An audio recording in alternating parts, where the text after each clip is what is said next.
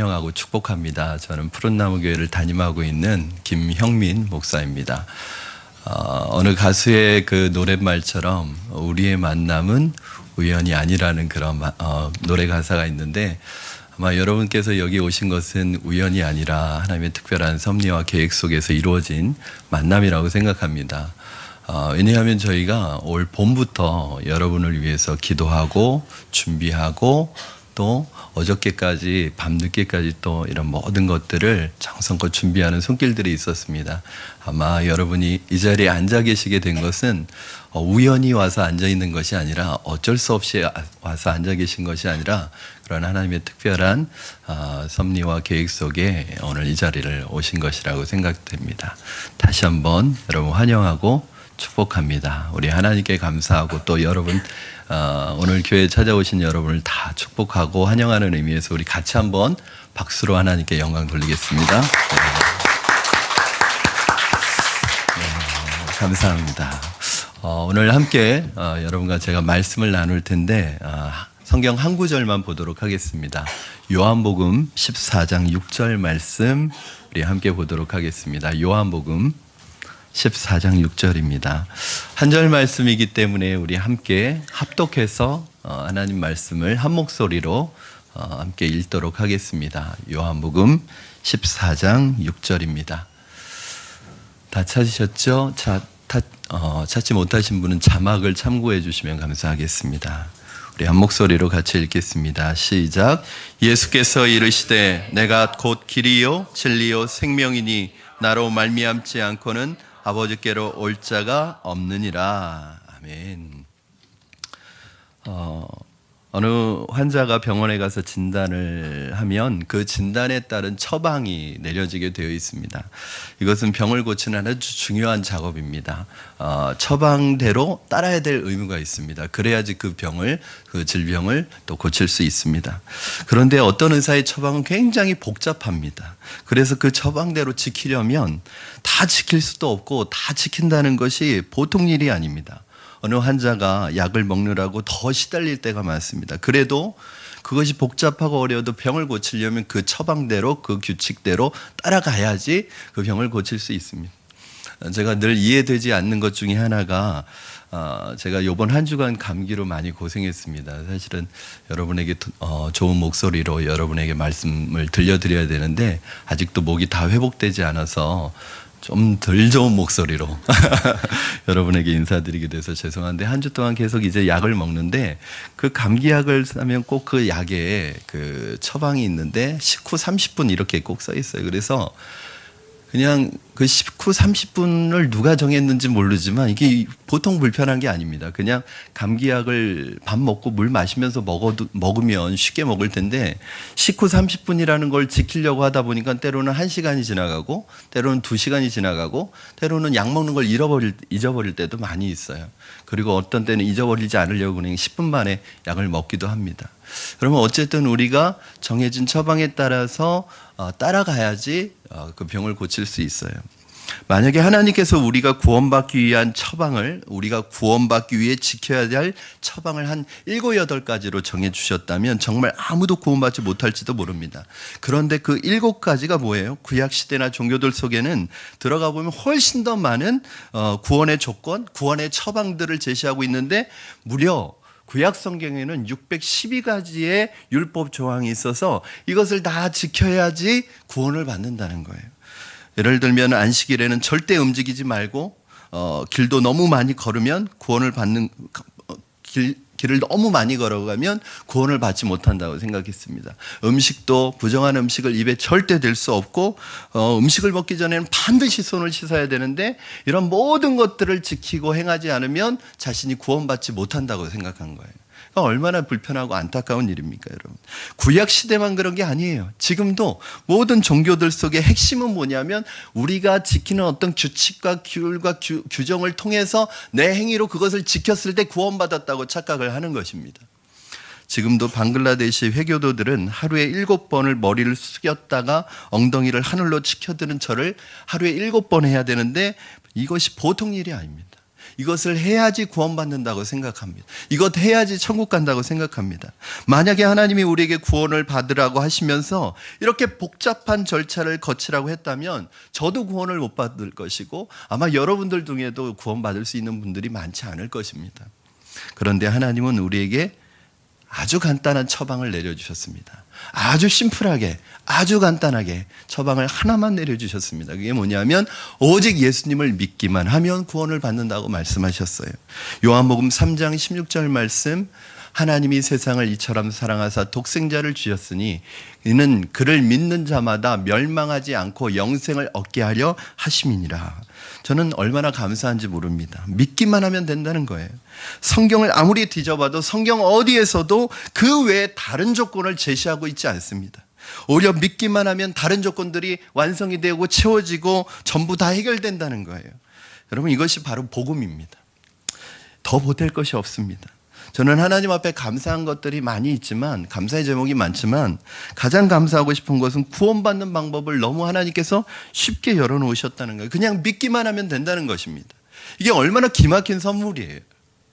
얼마나 좋은 소식입니까? 그래서 구원은 복음입니다. 구원은 선물입니다. 에베소서 2장 8절 9절 말씀 저와 여러분 같이 한번 읽어보겠습니다. 우리 8절 시작. 너희는 그 은혜에 의하여 믿음으로 말미암아 구원을 받았으니 이것은 너희에게서 난 것이 아니요 하나님의 선물이라. 행위에서 난 것이 아니니 이는 누구든지 자랑하지 못하게 함이라. 여러분, 이게 구원입니다. 여러분, 선물은요 우리가 무엇인가 노력해서 받는 게 아닙니다. 그거는 선물이 아니라 노동의 대가입니다. 우리가 무엇인가 애를 쓰고 힘써서 받는 것은 선물이 아닙니다. 선물은 사랑하는 사람이 조건 없이 그 사람 사랑하기 때문에, 좋기 때문에 아무 대가를 기대하지 않고 아무 의도 없이 순수한 마음으로 주는 게 선물이에요. 여러분, 우리가 선물 받을 때 그것을 노력해서 어떤 행위를 통해서 그 사람을 즐겁게 해가지고 뭔가를 얻어내려고 해서 얻어내는 건 이미 선물이 아닙니다. 그건 내가 노력한 대가이지. 여러분, 돈으로 살 수 있는 게 무엇입니까? 이 세상에 누가 얼마나 노력해야 생명을 대가로 받을 수 있겠습니까? 돈으로 살 수 있습니까? 노력으로 살 수 있습니까? 이 세상에 생명과 바꿀 수 있는 것이 도대체 무엇이겠습니까? 없습니다. 하물며 우리의 인간의 생명도 이 세상에 아무리 많은 돈과 아무리 많은 노력으로도 바꿀 수 없다면 영원한 생명은 오죽 더 하겠습니까? 그렇죠. 이 세상의 영원한 생명을 우리의 노력으로 얼마나 노력하면 여러분 얻으시겠습니까? 얼마나 많은 돈을 투자하면 그 생명을 얻을 수 있겠습니까? 우리의 인간적인 노력으로는, 힘으로는 도저히 그 생명을 얻을 수 없기 때문에 하나님께서 우리의 힘으로는 우리의 모든 것 다 털어도, 우리의 모든 노력 다 해도 얻을 수 없기 때문에 하나님께서 그것을 여러분 선물로 주신 거예요. 왜? 내 능력으로는 도저히 얻을 수 없는 것이기 때문에. 사도행전 16장 31절 말씀 한번 여러분 보시겠습니다. 사도행전 16장 31절입니다. 시작. 이르되 주 예수를 믿으라. 그리하면 너와 내 집이 구원을 얻으리라 하고. 여러분, 하나님, 여러분의 인생 속에서 정말 너무너무나 소중하고 꼭 필요한 것이, 그런데 그것을 쉽게 얻고 싶으세요? 어렵게 해서 얻고 싶으세요? 그것이 내 인생에서 그냥 한번 버리고 쓰다 남으면 버리는 것이 아니라 정말 내 인생 속에서 꼭 필요한 것이고, 내 심심풀이 땅콩 먹는 게 아니라 내 목숨과 관련되고 생명과 관련된 것이면 여러분 그거 어렵게 얻고 싶으세요? 그리고 만약에 여러분 어렵게 노력하더라도 도저히 여러분 힘으로 얻을 수 없는 것이라면 어렵게 얻고 싶으십니까? 아니에요. 그래서 하나님께서 이 구원이라는 것을 쉽게 해주신 거예요. 왜냐하면 어렵게 해놓으면 얻을 사람이 누가 있겠어요? 누가 구원받을 수 있겠어요? 하나님의 마음은 이 구원을 쉽게 만들어서 누구든지 한 사람이라도 더 하나님의 자녀가 되고 구원을 얻도록 하시는 것이 바로 하나님의 마음입니다. 그런데 하나님께서 놀라운 것은 믿기만 하면 구원을 얻을 뿐만 아니라 거기에다가 프리미엄까지 얹어주셨는데, 그게 뭐냐면 내가 예수 그리스도를 믿으면 너와 내 집이 구원을 얻을 것이라. 그러니까 내가 예수님을 믿으면 내 가정이, 내 집안이, 내 친척들이, 내 친구가, 내 이웃이 구원을 같이 얻는다는 거예요. 이 말은 오해하면 그러면 우리 집에서 아내가 예수님을 믿으면 그 아내가 대표로 믿었기 때문에 가족들이 동시에 구원을 받고 천국에 가느냐, 그런 뜻이 아닙니다. 어떤 분이 예수님을 잘 믿는 그 여자 집사님이 계셨는데 남편이 그렇게 교회 나오라고 해도 교회를 안 나오시는 거예요. 그래서 도대체 왜 그렇게 교회를 안 나오시느냐고 그렇게 물어봤더니 이 남편께서 하시는 말씀이, 우리 집사람이 예수 잘 믿으니까 나중에 집사람 천국 갈 때 치맛자락 붙잡고 가겠다고 그러는 거예요. 여러분, 절대 천국은 치맛자락 붙잡고 갈 수 없습니다. 내 아내가 믿음이 좋으면 그 아내의 믿음으로 아내가 구원받는 거예요. 여러분, 내가 천국 가기 위해서는 내 믿음으로 내가 내 하나님을 내 마음속에 모셔드려야지 내 믿음으로 천국 가는 것이지, 아내의 믿음이 아무리 좋아도 내가 대신 같이 천국 갈 수 없습니다. 부모님의 믿음이 아무리 좋아도, 부모님이 아무리 훌륭한 신앙을 가지고 있어도 내가 예수님을 믿고 하나님과 1대1의 관계를 맺지 않으면 천국 갈 수 없습니다. 내 자녀가 아무리 신앙이 좋고 내 친구가 아무리 신앙이 좋아도 내가 덩달아 천국 갈 수는 없습니다. 내가 천국 가는 믿음은 바로 내가 내 스스로 하나님을 인격적으로 만나는 길이 바로 천국 가는 길입니다. 여러분, 로마서 1장 17절 말씀에는 복음에는 하나님의 의가 나타나서 믿음으로 믿음에 이르게 하나니 기록된 바 오직 의인은 믿음으로 말미암아 살리라 함과 같으니라고 말씀하고 있습니다. 복음에는 의가 나타난다는 거예요. 믿기만 하면 의롭게 되는 의가 나타난다는 거예요. 저는 사실 예전에는 의롭게 되는 것이 선행을 많이 하고 수도도 해야 되고 또 타고날 때부터 성품이 선해야지 의롭게 된다고 생각을 했던 적이 있었습니다. 그런데 성경을 읽어보면 어디에도 행위로 선행으로 구원받는다는 얘기가 없어요. 너희가 그 은혜를 인하여 믿음으로 말미암아 구원을 얻었나니 이것이 너희에게서 난 것이 아니요 하나님의 선물이라. 왜 선물로 주셨냐면 누구든지 자신의 행위를 자랑하지 못하게 하려고 선물로 주셨습니다. 여러분, 저는 착해야 천국 가는 줄 알았거든요. 제가 그 전도를 하다 보면 천국 가십니까? 가실 수 있으십니까? 그러면 자신 있게 천국 갈 수 있다고 말하세요. 그래서 천국 갈 수 있다고 그렇게 확신하는 이유가, 근거가 무엇입니까? 여쭤보면 그래도 내가 지금까지 남들한테 뭐 나쁜 짓 안 하고 나름대로 착하게 살아왔기 때문에 저는 천국 간다고 확신합니다. 그런 말씀을 하시는 거예요.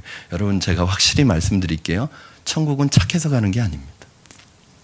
착하다고 천국 가는 게 아니라 관계 때문에 가는 거예요. 즉 하나님의 자녀가 돼야 천국 가는 거예요. 제가 예를 한번 들어보겠습니다. 제게는 아들이 둘이 있습니다. 8살짜리, 6살짜리 아들이 있는데 얘들이 밖에서 막 놀고 있었어요. 친구들하고 놀고 있었는데 단짝 친구가 있습니다. 철이라는 단짝 친구가 있는데 이 친구랑 밤늦게까지 노는 거예요. 이제 해가 점점 뉘엿뉘엿 기울어서 이제 집에 돌아갈 시간이 되었어요. 그런데 이 철이라는 친구는 굉장히 착하고 나이도 어린데 예의도 바르고 싹싹하고 그렇게 심성이 착한 애예요. 근데 제 아들은 조금 못됐어요. 가끔 나쁜 짓도 하고 거짓말도 하고 그래요. 그런데 제가 이제 날이 어두워져서 저희 집에 데리고 들어가야 되는데 착한 옆집 철이를 데리고 들어가겠습니까? 아니면 조금 못됐지만 가끔 나쁜 짓도 하자면 제 아들을 데리고 들어가겠습니까? 이거는 뭐 생각해 볼 일도 아닌 거예요. 여러분, 착하다고 우리 아들 좀 못됐다고 그 아들 버려놓고 남의 집 아들 데리고 들어가겠어요? 말도 안 되는 거잖아요. 여러분이 생각해도 이거는 100명에게 물으면 100명 다 한 가지 대답합니다. 여러분, 이 세상 마지막 날에 하나님의 집으로 누구를 데려 들어가는지 아세요? 누구를 데리고 가시는 줄 아세요? 착한 사람이 아니라 하나님의 자녀를 데리고 가시는 거예요. 내 아들을 데려가는 거예요. 내 딸들을 데려가는 거예요. 그래서 천국은 착해서 가는 게 아니라 관계 때문에 가는 것인 것을 여러분 믿으시기 바랍니다. 여러분, 예수님은 명의이세요. 이 명의는 복잡하지 않습니다. 서툰 의사가 복잡합니다. 서툰 의사가 사람 잡습니다. 영어를 가르치든 수학을 가르치든 잘 가르치는 이 명 선생님들을 보면, 명 강의를 하는 선생님들을 보면 어려운 걸 쉽게 가르쳐요. 근데 못 가르치는 선생님의 특징은 뭐냐면 쉬운 걸 어렵게 가르쳐요.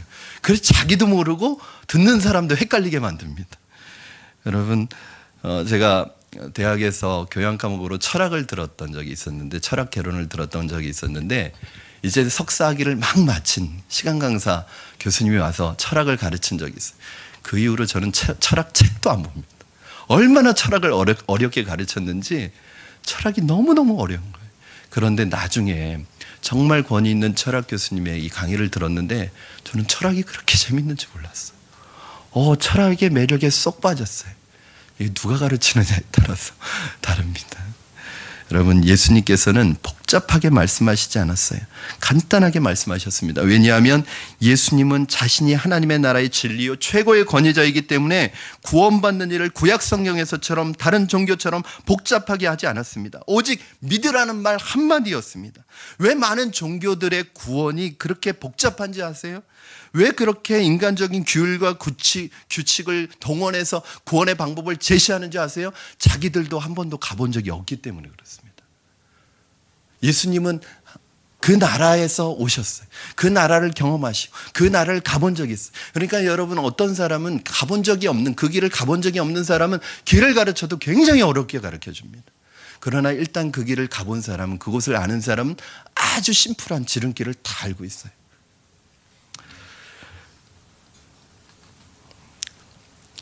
천국을 가본 사람은 천국을 쉽게 설명합니다. 천국을 가본 적이 없는 사람들이 천국 가는 길을 가르치니까 복잡할 수밖에 없습니다. 예수님은 자신을 일컬어서 뭐라고 말씀하셨냐면, 어떻게 자신을 소개하셨냐면, 요한복음 14장 6절 오늘 본문 말씀에 다시 한번 여러분 의미를 생각하시면서 한번 다시 읽어보았으면 좋겠습니다. 여러분 한번 읽어주시기 바랍니다. 시작.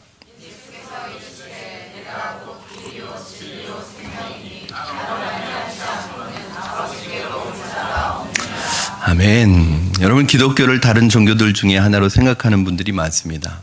이런 말들이 요새 많이 있습니다. 종착점은 같다는 거예요. 가는 길이 다를 뿐이지. 누구는 우이동을 통해서 백운대로 올라가고 누구는 구파바를 통해서 백운대로 올라가지만 가는 길이 다르지만 정상에 올라가면 다 만난다는 거예요. 여러분, 그건 뭘 몰라서 그런 말을 하는 것입니다. 모르니까 너도 좋고 나도 좋고 하는 거지, 진실을 알면 고집이 생깁니다. 어떤 고집이에요? 만약에 여러분, 다른 사람이 가진 반지가 가짜 보석이고 내가 가진 반지가 진짜 보석 반지라는 것을 알면 누가 여러분들에게 와서 야, 네 거나 내 거나 같은 거야, 네 거나 내 거나 같은 건데 우리 그거 바꿀까? 하면 여러분 바꾸시겠어요? 바꾸면 바보죠. 아마 그러실 거예요. 내 건 진짜 반지야. 여러분, 내 거 진짜 반지야 이랬다고 그것이 잘못된 것입니까? 종교는 다 하나다. 이름만 다르지 구원도 하나고 예수님도 부처님도 다 똑같은 신이다. 뭘 몰라서 하는 말입니다. 예수님은 뭐라고 말씀하시냐면 내가 곧 길이다. 내가 곧 길이다. 어디로 가는 길입니까? 하나님 나라로 가는 길, 구원받는 길. 여러분, 남산 올라가는 길, 북한산 올라가는 길은 많은 길이 있어요. 그러나 구원 얻는 길은 하나밖에 없습니다. 왜냐하면 하나님께서 다른 길은 만들어 놓지 않으셨어요. 예수님은 지금 그 길을 자신이라고 소개하고 있습니다. 내가 곧 길이다. 여러분, 내가 곧 길이요 진리요 생명이니, 이 앞에 뭐가 붙어 있냐면 정관사가 붙어 있습니다. 한글 성경에는 없지만 원어 성경에도 영어 성경에도 정관사가 있어요. 이게 뭐냐면 그 길이에요. 그 진리예요. 그 생명이에요. 유일한 길이라는 뜻이에요. 유일한 진리라는 뜻이에요. 유일한 생명이라는 뜻이에요. 다른 길 없다는 거예요. 오늘 말씀의 제목처럼 원웨이입니다. 예수님은 뭐라고 말씀하세요? 내가 곧 진리다. 하나님 나라 가는 길은 예수님밖에 모릅니다. 왜요? 다른 곳에서 그 길에 대한 진리나 지식이 없습니다. 왜냐하면 예수님만 그곳에서 오셨기 때문입니다. 예수님만 하나님의 아들이기 때문입니다. 여러분, 사람은 아무리 위대해도 사람이에요. 공자도 석가도 마음에도 위대한 사람들입니다. 다른 사람들보다 숭고한 삶을 살았던 존경받을 만한 사람들이에요. 그러나 사람이에요. 인간이에요. 인간은 인간이에요. 인간이 신이 될 수는 없습니다. 예수님은 또 뭐라고 말씀하세요? 내가 곧 생명이라고 말씀하고 있습니다. 우리가 영원히 생명을 얻는 길은 예수님밖에 없습니다. 유일한 길이고 오직 하나의 길입니다. 원웨이입니다. 예수님은 나로 말미암지 않고는 아버지께로 갈 자가 없다고 말씀하십니다. 나를 통하지 않고는, 나를 믿지 않고는 절대로 하나님 나라에 들어갈 수 없다는 뜻입니다. 이것은 제가 하는 말이 아닙니다, 여러분. 온 우주를 창조하신, 온 세상을 창조하신 하나님이 그의 아들이신 예수 그리스도를 통해서 오늘 저와 여러분들에게 하시는 말씀입니다.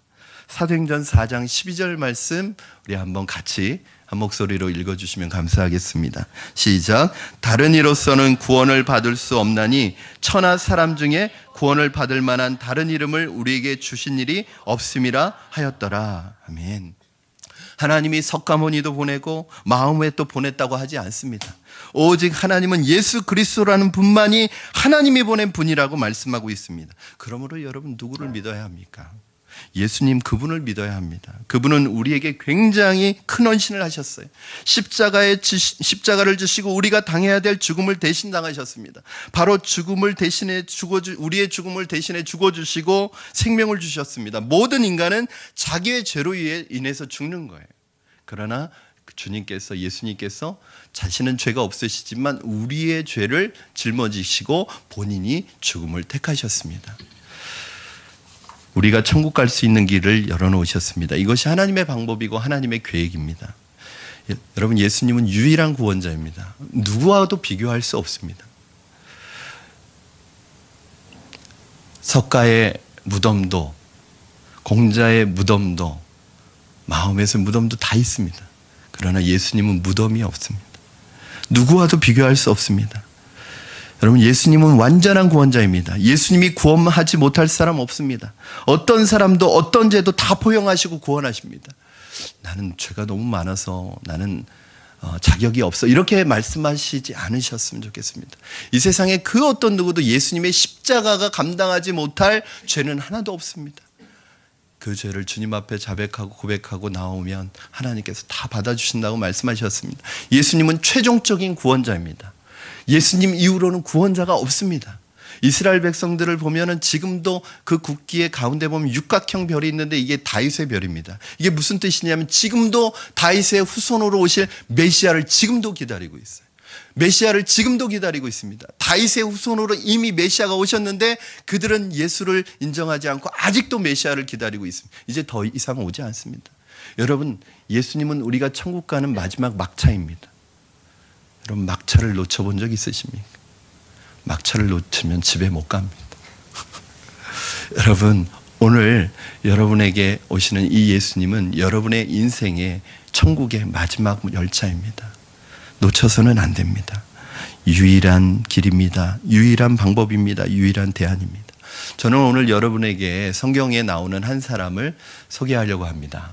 삭개오라는 사람인데 아마 주일학교나 교회를 한 번이라도 잠깐이라도 다녀본 분들은 이 삭개오를 모르는 분들이 거의 없을 거라고 생각이 들어요. 삭개오 이름을 잘 모르면 뽕나무에 올라갔던 사람, 그럼 대부분 압니다. 그러면 이 삭개오의 직업이 뭐냐면 세리장이었습니다. 세리장이라는 건 뭐냐면 세리가 오늘날로 말하면 세무공무원이에요. 야, 굉장히 좋은 직업을 가지고 있죠. 그런데 그 당시에 있어서 세리는 그렇게 좋은 직업이 아니었습니다. 무슨 일을 했었냐면 그 당시에 이스라엘 유대가 로마의 식민지로 있었거든요. 그러니까 식민지로 있는 나라는 그 지배하는 나라에 세금을 바쳐야 되는데 만약에 로마 정부에서 2,000원을 세금으로 걷어라. 그러면 이 세리들은 얼마를 걷냐면 한 5,000원 정도 걷습니다. 그래가지고 2,000원은 로마 정부에다 바치고 3,000원은 자기가 중간에서 착복을 하는 거예요. 여러분 생각해 보세요. 우리나라 일제시대 때나 식민지 백성들의 삶은 참 고단하고 힘듭니다. 늘 헐벗고 먹을 것이 없습니다. 안 그래도 식민지 백성들 헐벗고 먹을 게 없이 그렇게 힘들게 살아가는 그 백성들의 등골을 빼먹는 이 흡혈귀 같은 존재가 바로 누구냐 하면 이 세리입니다. 근데 그 세리 중에서도 세리장이에요. 그러니까 훨씬 돈 많이 모았겠죠? 훨씬 더 좋은 집에서 살았겠죠? 그러나 이 사람의 인생에는 기쁨도 없고 미래도 없고 소망도 없고 친구도 없고 이웃도 없습니다. 왜냐하면 모든 사람들이 이 사람을 비난했습니다. 즉 당시에 있어서 이스라엘 사람들이 가장 유대인들이 싫어하는 사람 중에 한 사람이 누구였냐면 세리들이었습니다. 그래서 세리는 누구하고 동급이냐면 죄인, 창기, 세리 이렇게 늘 따라다닙니다. 이스라엘 사람들이 가장 상종하기 싫어하는 사람이 바로 세리였습니다. 그런데 어느 날 예수님께서 여리고라고 하는 곳을 지나가게 되었는데 이 세리장이었던 삭개오라는 사람이 예수님이 어떤 분인가 너무너무 궁금했어요. 예수님을 만나고 싶었어요. 왜? 이미 예수님에 대한 소문이 이미 퍼져 있었거든요. 그분은 병을 고치고 모든 사람들의 문제를 해결하고 병도 고쳐주고 또 하나님 나라의 말씀을 전해서 사람들에게 소망을 불러일으키는 특별한 분이 오셨다. 이분이 하나님의 아들이라는 소문이 막 사람들에게 퍼져가고 있었습니다. 이분이 그렇게 기다리던 우리의 메시아라는 소문이 모든 사람들에게 가는 곳마다 퍼져 있어서 예수님이 지나가시면 그 예수님의 행렬을 따르는 사람이 수천 명이에요. 그러니까 늘 군중들에 둘러싸여 있으니까 이 삭개오가 그 예수님을 보고 싶은데 예수님을 볼 수가 없는 거예요. 왜냐하면 삭개오가 가장 자신의 어떻게 보면 숨기고 싶은 또는 아킬레스건이었을지도 모르는데 키가 너무 작아요. 보통 작은 게 아니고 굉장히 작았나 봐요. 그러니까 사람들이 둘러싸여 있는 예수님을 볼 수가 없는 거예요. 다른 사람 같았으면 만약에 에이 모르겠다, 뭐 그 사람 꼭 봐야 돼, 뭐 다음에 보지, 만약 그런 생각을 가졌으면 아마 그 삭개오는 그 인생 속에서 다시는 예수님을 만날 수 있는 기회를 놓쳤을 거예요. 그럼 오늘도 오늘은 비가 오는데 교회 가지 말자, 귀찮아서 중간에 포기해버리는 사람은 참 안타까운 세월과 기회를 놓치고 맙니다. 어떤 분은 10년을 그렇게 세월을 보내는 분도 있습니다. 나중에 하나님이 또 부르실 수도 있지만 얼마나 무의미한 시간을 보내게 될까요? 내가 좀 더 젊을 때 내가 하나님 앞에 돌아오면 그만큼 시간을 내 삶을 책임져 주시는 하나님의 은혜와 평안으로 살아갈 수 있는데 내 힘과 내 노력으로 살아가느라고 그렇게 고단한 인생을 살아가지 않아도 하나님의 평안과 하나님의 은혜가 나를 지켜줘서 많은 시간들을 그 은혜 가운데 살아갈 텐데 많은 분들이 신앙생활은 젊어서 하는 게 아니라 나중에 환갑 지나서 그때서 이제 할 일이 없어지면 하는 것이라고 생각하는 분들이 굉장히 많습니다. 그때도 괜찮지만 그때도 좋지만 젊을 때 예수님을 믿고 그 많은 시간들을 하나님이 주시는 평강과 은혜 가운데 내 힘과 노력 이상의 삶을 살아가도록 하는 그 하나님의 은혜는 다 놓쳐버리고 안타까운 시간들을 보내는 거예요. 귀찮으니까 교회도 멀고 가보니까 마음에도 안 들고 의자도 불편하고 또 저희 교회 오시는 분이 그러셨대요. 푸른나무 교회는 설교도 길고 그리고 목사가 생긴 게 별로 마음에 안 들더라. 여러분 이런저런 핑계로 나오지 않는다면 내 인생의 가장 중요한 기회를 놓치게 됩니다. 그러므로 오늘 이 자리에 나와 앉아 계신 분들은 이러한 고개를 하나 통과한 거예요. 아마 오늘 이 자리에 나오지 못할 이유와 핑계거리들이 많았을 거예요. 그런데 오늘 그 모든 변명거리를 뒤로하고 나오신 겁니다. 여러분 이렇게 나오기로 돼 있는데 약속을 했는데 약속을 갑자기 못 지키게 되는 경우가 많아요. 작년에도 그랬고요. 나오기로 약속했는데 갑자기 그날 10년 동안 안 올라오던 친척이 올라온 거예요. 그래서 못 나오는 분도 계시고 그날 또 갑자기 친구가 결혼식을 한다고 연락을 갑자기 해왔는데 결혼식 시간은 오후에 한 3시인데 미리 가서 기다려야겠다는 거예요. 다른 때는 밥만 먹고 오시면서 또 왜 오늘은 가서 신부도 아닌데 미리 가서 예식을 준비해야 된대요. 그러면서 안 나오는 핑계거리가 많은 거예요. 또 어떤 분은 갑자기 산소에 벌초하러 가신다는 분도 계세요. 그러니까 여러분 이 자리에 나오는 게 쉬운 게 아닙니다. 여러 가지 핑계거리 안 나올 이유들이 많이 있어요. 그런데 여러분 여기에 나오신 것은 여러분이 일단 승리하신 것이고 더 나아가서는 여러분이 이곳까지 오신 것이 결코 우연이 아니라 하나님의 계획과 섭리 가운데 이곳에 오셨다는 것을 여러분 저는 알고 있습니다. 삭개오에게 예수님을 만나는 데 있어서 여러 가지 어려움과 방해가 있었지만 삭개오는 포기하지 않고 자신의 작은 키를 때문에 한탄하지 않고 어디로 올라가냐면 나무로 올라갔어요. 뽕나무로 올라가서 예수님이 지나가는 행렬을 이렇게 기다리고 있었습니다. 그런데 여러분 보통 뭘 보기 위해서 나무에 올라가 보신 적 있으세요? 차 위에 올라가서 뭘 이렇게 보기 위해서 올라가 본 적 있으세요? 아마 저와 여러분은 체면상 그거 못 하실 거예요. 그런데 이 삭개오는 그 삶이 공허했고, 그래서 마음의 목마름을 가지고 있던 삭개오는 예수님을 더 간절하게 보고 싶었습니다. 그분에게는 내 인생의 공허와 문제를 해결할 어떤 열쇠가 있을 것이라고 믿었기 때문입니다. 들려오는 소문에 의하면 그분은 많은 사람들의 병도 고치고 많은 사람의 문제도 해결해 주시고 또 천국의 소망을 사람들에게 주셔서 사람들이 진정한 인생의 의미를 깨닫고 살아갈 수 있는 희망을 주시는 분이라고 했는데, 오늘 그분을 만나면 내가 이렇게 공허하고 이렇게 허무하고 이렇게 힘든 삶을 살아가는 내 문제인 인생의 문제를 그분이 해결해 주시지 않을까 하는 막연한 기대감을 가지고 오늘 그 예수님을 못 만나면 내 인생에 절대 이제 다시 만날 기회가 없을 것이라고 생각했던 거예요. 그래서 그 뽕나무에까지 올라가서 예수님을 기다리고 있었습니다. 저는 오늘 여러분에게 이러한 작은 믿음이 있기를 바랍니다. 믿음은 이렇게 시작하는 것입니다. 여러분, 인생에 힘들고 어려운 문제들이 혹시 여러분의 삶에 있지 않습니까? 누구에게도 말할 수 없는 내 인생에 나만의 고민이 있지 않습니까? 내 가족도 모르고 내 아내도 내 남편도 모르는 나만이 겪고 있는 그 인생의 갈등이 있지 않습니까? 나무에 올라가 있는 삭개오는 주님의 눈에 단번에 띄었습니다. 놀라운 것은 주님께서 삭개오를 본 적도 없는데 뭐라고 하시냐면, 삭개오야, 이렇게 이름을 가르쳐 드린 적도 없는데, 삭개오야 내려와라, 내가 오늘 너의 집에 유하여야겠다. 여러분, 깜짝 놀랐습니다. 내 이름을 어떻게 하셨을까? 그리고 모든 사람이 나를 피하고, 나는 친구도 없고 이웃도 없고 나와 친해지기를 원하는 사람이 없는데 어떻게 예수님이 나를 아시고 또 나의 집에 오신다고 하시는 것일까? 이 삭개오는 그 자리에서 내려와서 예수님을 자신의 집으로 모셨습니다. 사랑하는 여러분, 오늘 주님께서 우리에게 삭개오게처럼 오늘 내가 내 집에 들어가고 싶다, 오늘 내 마음의 집에 들어가고 싶다, 그렇게 말씀하고 계시고 여러분의 마음 문을 놓고 하고 계십니다. 요한계시록 3장 20절 말씀 여러분하고 함께 읽고 싶습니다. 우리 같이 한번 읽겠습니다. 시작. 볼지어다 내가 문 밖에 서서 두드리노니 누구든지 내 음성을 듣고 문을 열면 내가 그에게로 들어가 그와 더불어 먹고 그는 나와 더불어 먹으리라. 아멘. 여러분, 예수님께서 여러분의 마음 문 앞에 서서 지금 녹화하고 계십니다. 똑똑똑.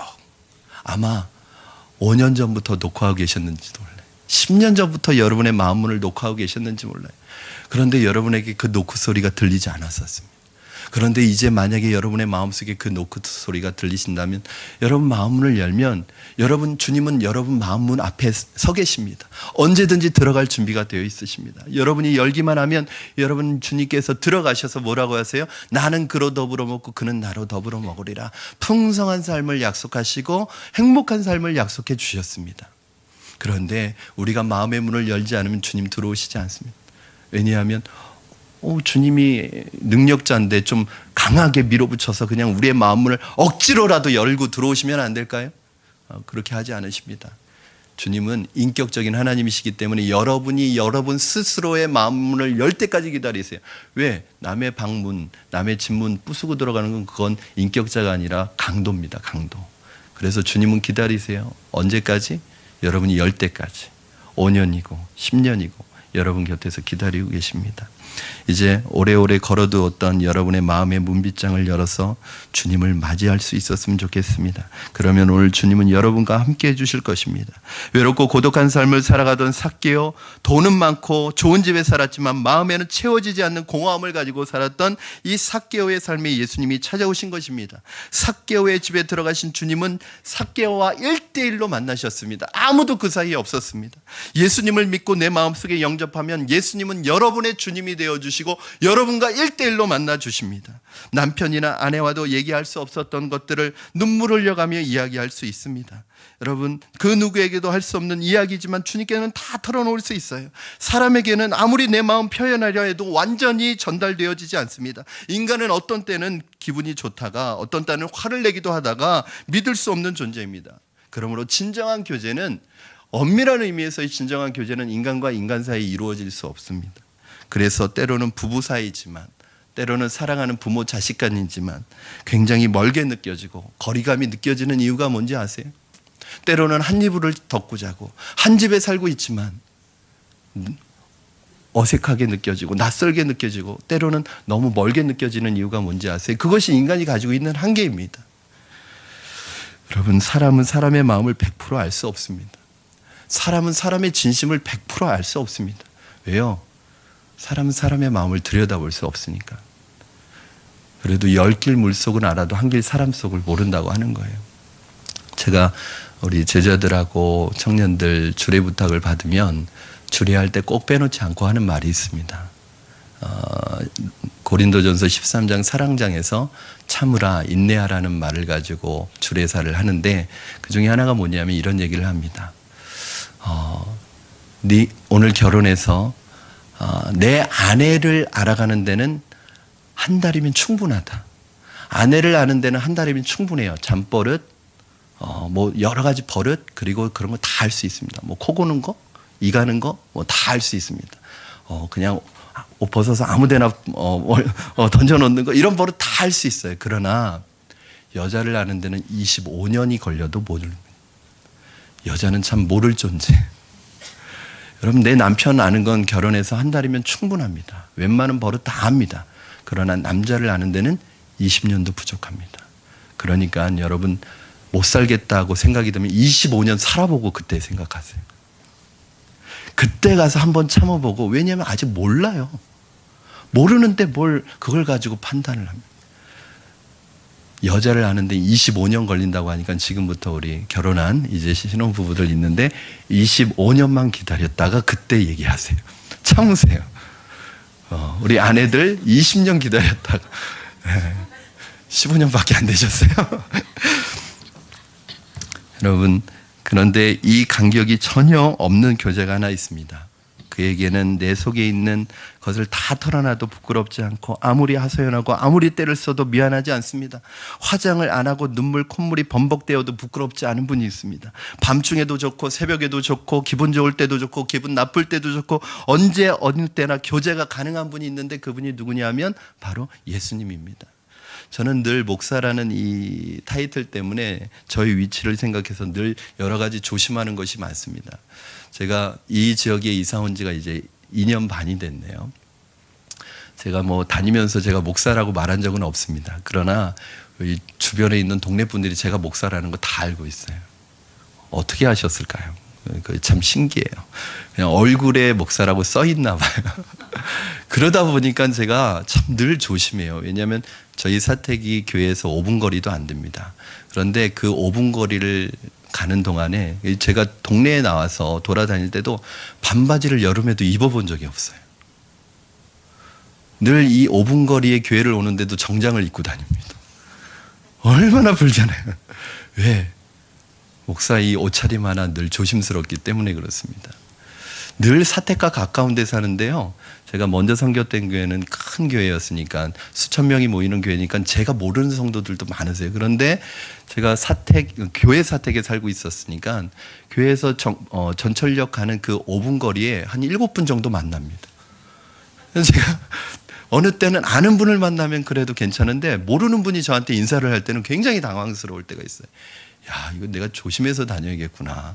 나는 모르지만 늘 어디에서 나를 지켜보고 있는 눈들이 있는 거예요. 여러분들 조심스럽지만 그러나 제가 전혀 조심하지 않는 분이 있습니다. 목사 체면도 내려놓을 수 있는 분이 있습니다. 바로 예수님 앞에서는 제가 다 내려놓습니다. 그러면 어찌나 잘 받아주시는지 모릅니다.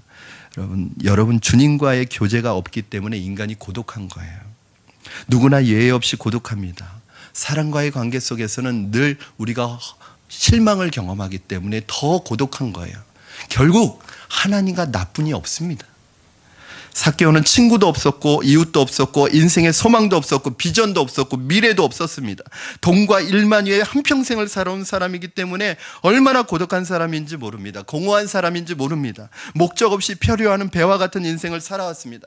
그러나 예수님을 만난 후에 그의 인생은 진정한 의미를 발견했습니다. 가치를 발견했습니다. 새로운 사람이 되었습니다. 변화가 일어났습니다. 그에게는 돈만이 유일한 소망이고 유일한 기쁨이었는데 그래서 그 돈을 벌기 위해서 모든 사람과의 관계를 다 깨트려 버렸는데 예수님을 만나고 나서 인생에 더 귀한 가치가 있다는 것을 깨닫고 나서 그 자기가 목숨처럼 여기던 돈을 관계를 위해서 버리는 놀라운 변화가 일어납니다.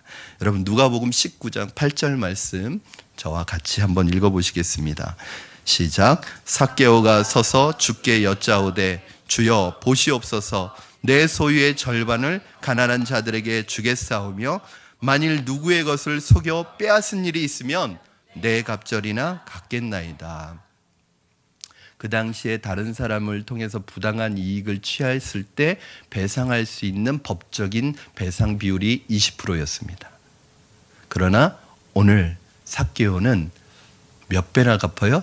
4배나 갚겠나이다. 절반을 드리겠나이다. 사랑하는 여러분, 인생에는 돈보다 명예보다 세상에서의 성공보다 더 중요한 가치가 있습니다. 그것은 우리 인생의 목적을 발견하는 것입니다. 여러분 작은 물건 하나도 그냥 이 세상에 나오지 않았습니다. 여러분 이 컵 하나도요 그냥 나온 게 아닙니다. 이게 장식품이 아닙니다. 이 컵에 물을 담아 마시라고 나온 거예요. 이 컵은 어느 때 의미가 있냐면 여기에 물을 담아서 제가 마실 때 이 컵에 진정한 의미가 생기는 거예요. 그러면 이 컵을 찬장 구석에 또는 어디 창고 속에 넣어놓는다고 생각해 보세요. 얘는 이 세상에 존재해야 되는 의미가 없는 거예요. 여러분 우리 인생의 목적이 무엇입니까? 하나님이 여러분을 창조하신 목적이 무엇입니까? 바로 하나님을 만나는 것입니다. 하나님과 함께 있는 것입니다. 하나님과 교제하는 것입니다. 그래서 하나님을 만나는 사람은 바로 인생의 진정한 기쁨을 회복하는데 그 하나님과 만나고 교제할 수 있는 방법을 하나님께서는 예수 그리스도라는 한 분을 통해서 우리에게 길을 열어놓으신 거예요. 예수님을 통해 하나님을 만난 삭개오의 삶이 새로워진 것처럼 오늘 여러분의 삶도 새로워질 것입니다. 더 이상 외롭지 않을 것입니다. 더 이상 공허하지 않을 것입니다. 여러분 혼자가 아닙니다. 늘 여러분 곁에서 동행해 주시고 위로자가 되어 주시고 때로는 카운셀러가 되어 주시고 때로는 상담자, 여러분의 돕는 자, 여러분을 위로하는 자가 되어 주셔서 항상 여러분의 곁에 계시는 그 하나님과 동행할 것이기 때문입니다. 우리 인생은 그렇잖아요. 내 아내도 언젠가는 떠나보내야 되고 내 가족들 같이 갈 수 없습니다. 언젠가는 인생은 혼자 남아야 됩니다. 그러나 여러분이 혼자 남는 그 순간에도 결코 여러분 곁을 떠나지 않는 한 분이 계시는데 바로 하나님이십니다. 아마도 주님께서 오랫동안 여러분을 기다려왔을 것입니다. 때로는 5년, 어떤 분은 10년, 아마 여러분의 나이만큼 하나님께서 기다려 오신 줄도 모르겠습니다. 오늘 바로 이 인생이라는 바다를 항해하는 나의 인생의 배를 가장 탁월한 뛰어난 선장이 되시는 그 예수님께 여러분의 인생의 배의 길을 맡기시지 않겠습니까? 이 시간 예수님, 오늘 삭개오처럼 예수님을 나의 구원자로 하나님으로 영접합니다. 예수님 믿고 내 영혼을 주님 앞에 의탁합니다. 오늘 내 마음의 집에 들어오셔서 내 마음의 주인이 되어주시고 내 영혼의 주인이 되어주시옵소서. 이렇게 진실한 고백이 여러분의 마음속에 있기를 바랍니다. 이 시간에 여러분과 함께 눈을 감고 전부 눈을 감아주시면 감사하겠습니다. 이 시간에 교회를 처음 나오신 분도 계시고 오늘 초청을 받아서 나오신 분들이 계시는데 제가 그렇게 좀 인도하고 싶습니다. 오늘 이 메시지를 듣고 예수님을 내 인생의 구주로, 그래서 내 인생의 주인으로, 그래서 남은 나의 삶이 주님 안에서 정말 풍요로운 삶을, 행복한 삶을, 하나님 든든한 믿음의 삶을 살아갈 뿐만 아니라 영원한 하나님의 나라 천국에 들어가는 하나님의 자녀의 특권을 얻기를 원합니다. 하나님, 오랫동안 내 마음의 문을 두드려 주시고 내 마음의 문을 놓고 해주셨는데 제가 외면해 왔습니다. 그러나 오늘 말씀을 듣는 가운데 내 마음속에 그 주님의 노크 소리가 들리는 분이 있다면 오늘 이 시간에 함께 주님을 내 영혼의 구주로, 내 인생의 유일한 길, 오직 한 길이신 예수님을 믿기를 원하시는 분들이 있다면 저를 따라서 기도해 주시기 바랍니다.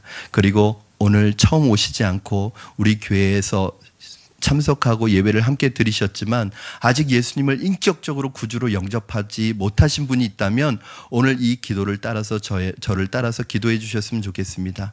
왜냐하면 이 기도문이 주문이나 어떤 형식이 아니라 이 기도문에 여러분의 기도를 담아서 주님을 모셔드리면, 왜냐하면 여러분이 지금 기도를 할 수 없으니까요. 제가 여러분에게 기도를 인도하는 것인데 이 기도를 김 목사의 기도가 아니라 여러분의 기도로 마음을 담아서 기도하시면 이것이 여러분의 기도가 됩니다. 오늘 예수님을 내 마음의 구주로 영접하기를 원하시는 분은 이 기도를 따라해 주시기 바라고, 오늘 우리 성도님들께서도 기도하는 마음으로 같이 한번 이 기도를 따라해 주시면 감사하겠습니다. 제가 기도하겠습니다.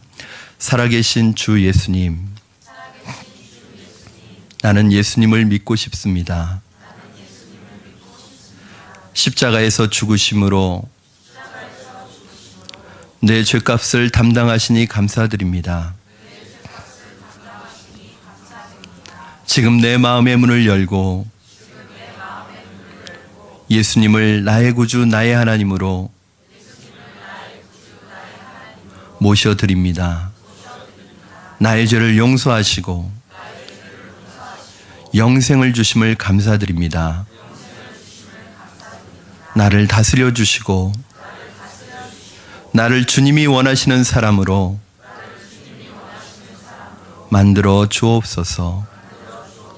예수님의 이름으로 기도합니다. 아멘. 여러분을 대신해서 제가 기도 한번 다시 하겠습니다. 하나님 아버지, 예수님을 나의 구주, 나의 주님으로 영접하는 이 아름다운 순간을 주신 것을 감사합니다. 주님, 이제 오늘 우리 푸른나무 교회를 방문한, 그리고 이 시간에 예수님을 마음의 구주로 영접한, 나의 고백으로 주님을 받아들인 하나님, 이분들 영적으로 변하여 새 사람이 되고 남은 생을 전부 주님께 의탁하고 하나님의 자녀로 힘있게 살아가는 하나님의 복과 하나님의 인도함을 받으며 새 생활을 시작할 수 있도록 도와주시옵소서. 주님께서 우리 성도님들과 함께 해주시고 이제는 홀로가 아니라 나와 동행하시는 그 주님이, 나를 도우시는 그 주님이 날마다 나와 함께 하시고 나를 붙드시는 것을 알고 그 주님 안에서 풍성한 은혜의 삶을 살아가도록 주님 축복하여 주시옵소서. 감사드리며 예수님의 이름으로 기도드립니다. 아멘.